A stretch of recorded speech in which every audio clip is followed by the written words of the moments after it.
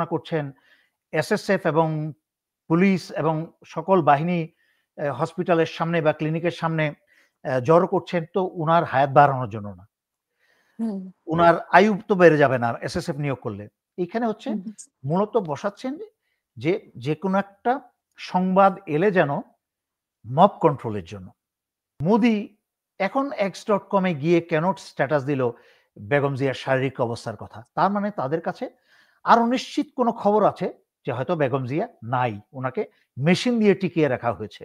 যে এই যে কয়েকদিন থেকে যে আলোচনা, বিশেষ করে তারেক রহমানের স্ট্যাটাসের পরে আমরা দেখছি যে আলোচনা ঝড় উঠেছে, কারা কে ওনাকে নিয়ন্ত্রণ করছে, এবং আমরা মাঝে মাঝে শুনতে পাই খালেদা জিয়াকে নিয়ে এক ধরনের গুজব নাকি সত্যি। আপনার কাছে কোনো তথ্য আছে কিনা যে খালেদা জিয়া আছে কি নাই, এরকম প্রায় কথা উঠছে, তা আপনি কি মনে করেন? ধন্যবাদ আপনাকে। এটা অত্যন্ত স্পর্শকাতর বিষয়। তাই আমি প্রথম কথা হচ্ছে যে তারেক রহমান নিজে বিবৃতি দেওয়ার পরে আপনারা বলছেন যে উনি এরকম, এই তারেক রহমানের আশা নিয়ে তো আমি অনেকদিন আগে থেকেই বলছি যে উনি কেন আসছেন না। বিশেষ করে এখানে যে একটা পরিষ্কার ষড়যন্ত্র চলছে বেগম জিয়াকে নিয়ে, তারেক রহমানকে নিয়ে এবং দেশকে নিয়ে একটা ষড়যন্ত্র চলছে, সেটা অত্যন্ত পরিষ্কার। বর্তমানে দেশের অবস্থা ভালো না, যেরকম বেগম জিয়ার শারীরিক অবস্থা ভালো না। বেগম জিয়া, উনাকে লাইফ সাপোর্টে রাখা হয়েছে। আমি ডাক্তার না, আমি চিকিৎসক না, আমি সহজ ভাষায় যেটা বুঝি যে উনার লাইফ সাপোর্ট খুলে নিলে উনি মৃত হয়ে যাবেন, উনি বাঁচবেন না। তার মানে ওনাকে ক্লিনিক্যালি বা মেকানিক্যালি ওনাকে বাঁচিয়ে রাখা হয়েছে। সো যখনই উনার লাইফ সাপোর্ট উঠে যাবে তখন হয়তো উনি বাঁচবেন না, কারণ নিজে বাঁচার উনার কি বলে শরীরের যন্ত্রপাতি আর নিজে চলছে না। কিন্তু আসলে বিষয়টা তো এখানে অবাক হওয়ার কিছু নয়। বেগম জিয়ার যে অবস্থা, কিন্তু ২ না, বছর আপনার কাছে একটি জিনিস আগে জানতে চাই যে ২১শে নভেম্বরের পরে আমরা এই ধরনের ঘটনা দেখলাম। মানে ২১শে নভেম্বরে উনি জয়েন করলেন, সবার সাথে হেসে, হেসে কথা বললেন। তারপরে এমন কি ঘটনা ঘটলো যে উনার এত সিরিয়াস পজিশনে পড়ছেন? নাকি উনার শরীর আগে থেকেই খারাপ, যেকোনো না, মুহূর্তে এরকম উনার হতে শরীর পারে? তো আগে থেকেই খারাপ ছিল। বিশেষ করে ২১শে নভেম্বরে উনাকে বিএনপির ভারতীয় কিছু নেতা, মূলত সালাউদ্দিন গংরা, উনাকে ২১শে নভেম্বরে রীতিমতো জোর করে ২১শে নভেম্বরে অনুষ্ঠানে পাঠায়। সরকার ২১শে নভেম্বরে দাওয়াত দিয়েছে, কিন্তু সেই দাওয়াতে তো কেউ যেতে বাধ্য না। বেগম জিয়ার যে চিকিৎসক, উনি সার্টিফাই করবেন যে বেগম জিয়া যেতে পারবেন কি পারবেন না। আমি যতটুকু শুনেছি, জানি যে চিকিৎসক এতে রাজি ছিলেন না। তারেক রহমানও এতে রাজি ছিল না। কিন্তু বেগম জিয়াকে সালাউদ্দিন গংরা, এই ভারতের ষড়যন্ত্রকারীরা বেগম জিয়াকে রীতিমতো জোর করে বুস্টার ইনজেকশন দিয়ে ২১শে নভেম্বরে পাঠানোর আগে ওনাকে পাঠান, এবং সেই ইনজেকশনের পাওয়ার এতই ছিল যে বেগম জিয়া গাড়ি থেকে নামতেও ১৫-২০ মিনিট সময় লেগে গেছে। উনাকে যখন স্টেজের যাওয়ার বেগম জিয়ার নাম ঘোষণা করা হয়, তার থেকে আরো ১৫-২০ মিনিট পরে কিন্তু উনি স্টেজে গেছেন। উনার শারীরিকভাবে এতটাই দুর্বল ছিলেন, সেখানে ২১শে নভেম্বরে উনার উপস্থিতিটা কি এতই জরুরি ছিল?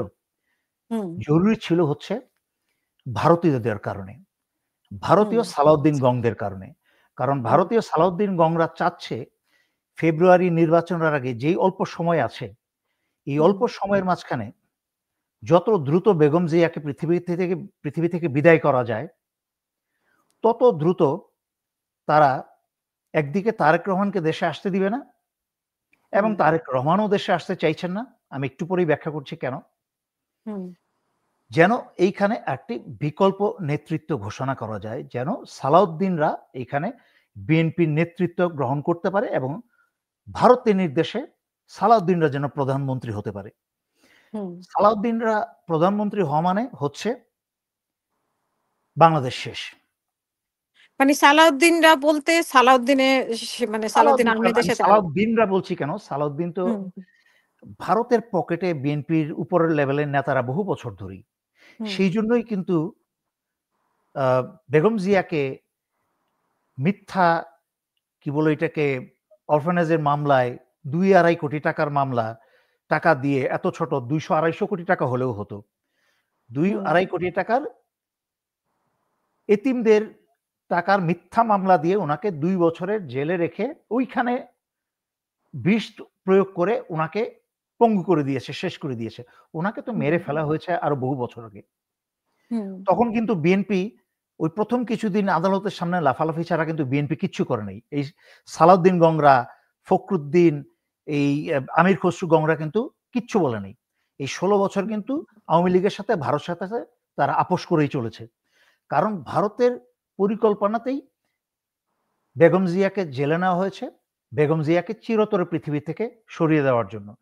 তার হুম, পরবর্তীতে জুলাই-অগাস্ট ২০২৪ এর কারণে আল্লাহর রহমতে বেগম জিয়া দিনের আলো দেখতে পেরেছেন। উনি বেরিয়ে হুম, এসেছেন। কিন্তু উনাকে যতটুকু মেরে ফেলার, মেরে ফেলেছেন। হুম, সুতরাং এখানে অবাক হওয়ার কিছু নেই। এখন সরকার উনাকে বিশেষ গুরুত্বপূর্ণ ব্যক্তি ঘোষণা করছেন। এসএসএফ এবং পুলিশ এবং সকল বাহিনী হসপিটালের সামনে বা ক্লিনিকের সামনে জড়ো করছেন তো উনার হায়াত বাড়ানোর জন্য না। হুম, উনার আয়ু তো বেড়ে যাবে না এসএসএফ নিয়োগ করলে। এইখানে হচ্ছে হুম, মূলত বসাচ্ছেন যে, যেকোনো একটা সংবাদ এলে যেন মব কন্ট্রোলের জন্য। হুম, তো এইটা মব। ছাড়া আর কোনো কারণ নাই। উনাকে এই সময় এখন উনাকে এই নাটকীয় বিশেষ গুরুত্বপূর্ণ ব্যক্তি ঘোষণা করে তো কোনো লাভ নাই। হুম, কিন্তু ভারত চাচ্ছে, আপনি দেখেন ২১শে নভেম্বরের পরের দিন বেগম জিয়া হাসপাতালে ভর্তি হয়েছেন অসুস্থতা নিয়ে। হুম, কিন্তু এই ২ থেকে ৩ ঘন্টা আগে এই অ্যা গরু মোদি, চাওয়ালা মোদি সে হুম, x.com এ সে স্ট্যাটাস দিয়েছে যে বেগম জিয়ার শারীরিক অসুস্থতা নিয়ে সে চিন্তিত। এতদিন কোথায় ছিল? হুম, হুম, যেই ভারত পিডিআর এ ডিজি জেনারেল শাকিলকে মেরে ফেলার পরে যখন ভারত হত্যা করে এবং হাসিনা আওয়ামী লীগ মিলে হত্যা করে, হুম, যেটা আমি গত ৫ বছরে বহুবার বলেছি, তদন্ত তো এখন স্পষ্ট প্রমাণিত হয়ে বেরিয়ে আসলো। যখন বলেছি যে কিভাবে আ এরা পরিকল্পনা করে সমস্ত বিশদ বলেছি তখন বাংলাদেশ জানতো না যে জেনারেল শাকিলকে নির্মমভাবে হত্যা করা হয়েছে। তখন কিন্তু ভারতের এনডিটিভি সকালবেলায় হত্যার পরপরই ভারতীয় সংবাদ মাধ্যম কিন্তু জেনারেল শাকিলের হত্যার কথা বলে দেয় যে উনি বেঁচে হুম, নেই।